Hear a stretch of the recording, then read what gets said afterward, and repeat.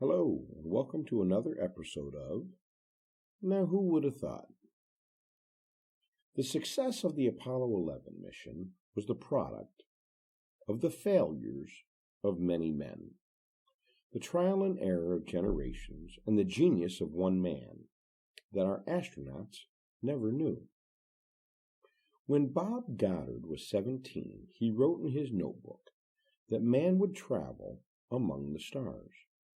He specifically mentioned rockets as the proper transportation. But it was only 1899. The Wright brothers didn't even take their first flight until 1903. It was heresy to speak of space travel in 1899. So, Bob Goddard did not say much in the years that followed, but his notes grew more voluminous until one day, 35 years later, those notes were to become the substance of the first textbook ever written on a brand new science. And thus he, Bob Goddard, of Worcester, Massachusetts, brought us to the present crossroads of human history, where man prepares to leave this planet and explore the universe. When Bob Goddard began his research in earnest in 1909, there was no technical information available on the subject of rocket propulsion. But by then, young Goddard had dedicated his life to proving his conviction that the liquid fuel rocket was practicable. Unfortunately, nobody was interested in hearing what he had to say on the subject. Even those who might have agreed with his theory dared not say so. For this was an era when the skepticism of the technical world branded rocket experimenters as crackpots. Distorted publicity resulted in public ridicule. Goddard attended Worcester Polytechnic Institute, Massachusetts, then on to Clark University. With a Ph.D. in 1911, he became a professor of physics at Clark. Still, Dr. Goddard could not interest others in his outrageous flights of fancy. Then, World War I. The airplane was proving practicable as a weapon. Perhaps a rocket might. So, Dr. Goddard went to Washington. After much debate, representatives from the Signal Corps, the Air Corps, and Army Ordnance agreed to rendezvous at the Aberdeen Proving Grounds to witness a flight by the Goddard rocket. The flight was in every way a success. The Air Corps ordered further experimental trials immediately. It was November 10th, 1918. The next day, armistice. The war ended. And so did everybody's interest in rockets for 20 years. Everybody lost interest except for Dr. Robert Goddard and Esther.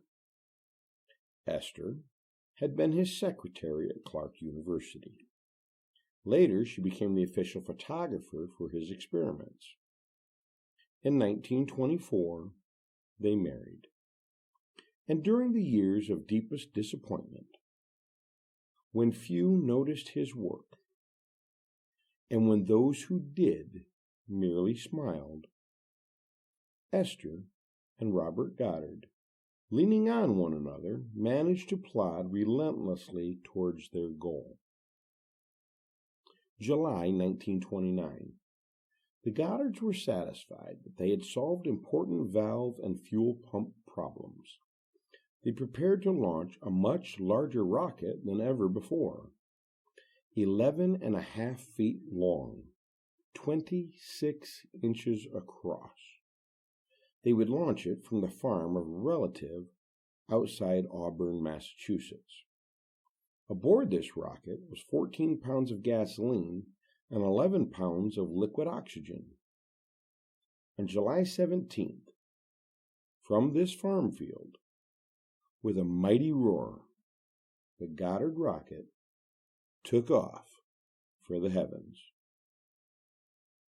It had not quite reached its goal. In fact, it only rose to about 90 feet. The ruckus it created, however, was spectacular. A neighbor reported a plane had crashed. Fire engines raced from every direction towards the spot.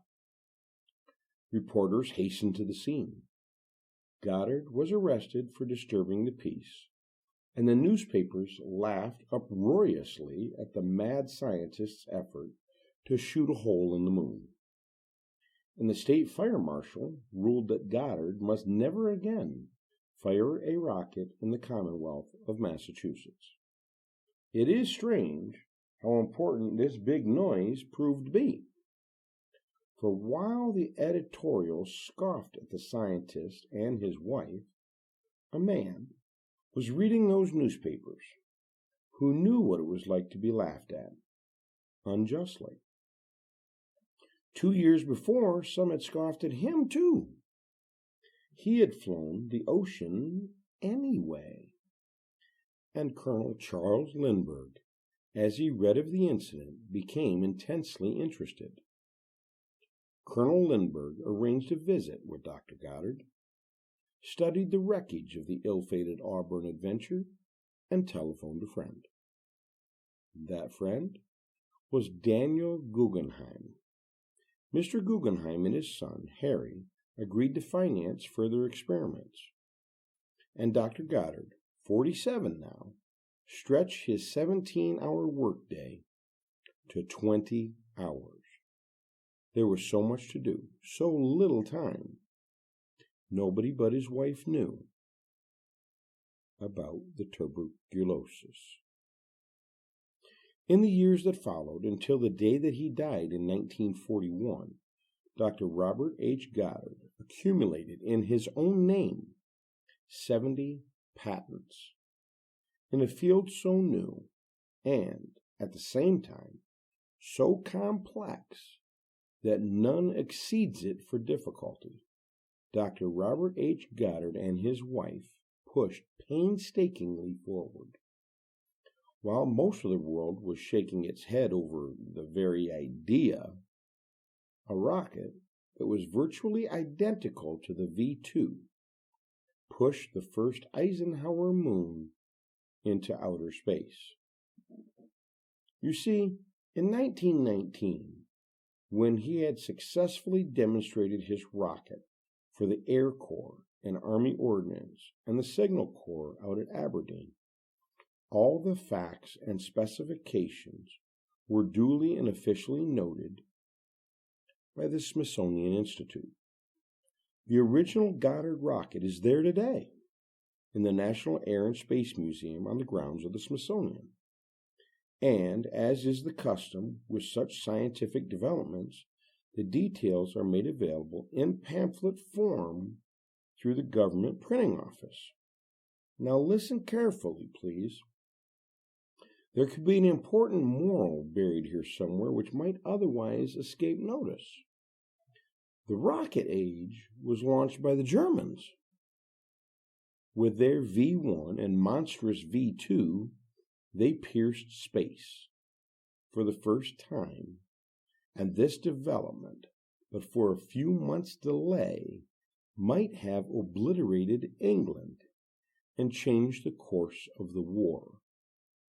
The V-2 was built in Peenemünde, Germany. Scientists who came from Peenemünde to the United States after Hitler's defeat have been asked how they did it. How did they manage to jump ahead of the rest of the world in the design and development of a liquid-fueled rocket? Unanimously, as they reflect upon the beginnings of their studies, they agree that they secured the necessary information from their military attaché at the German embassy in Washington, D.C.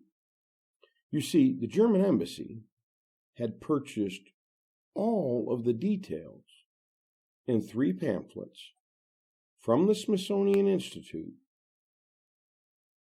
for 35 cents. Now, who would have thought? This is Chris McCrae. Take care of yourself and the ones you love most.